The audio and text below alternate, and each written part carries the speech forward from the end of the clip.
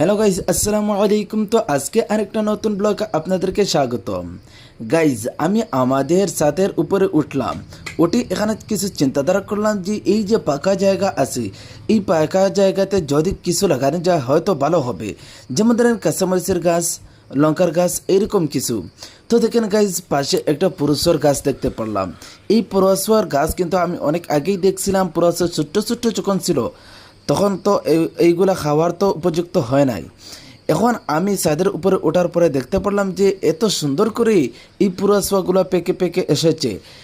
এই যে পুরসভাগুলো এগুলো খাওয়ার জন্য উপযুক্ত হয়ে গেছে।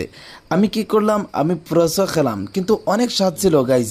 আপনারা যারা যারা এই পুরসভা চিনেন তারা অবশ্যই কমেন্ট বক্সে জানাবেন, এবং আপনাদের এলাকাতে এই যে গাছের যে ফসলগুলোর নাম কী ধরে ডাকেন অবশ্যই কিন্তু কমেন্টে জানাবেন।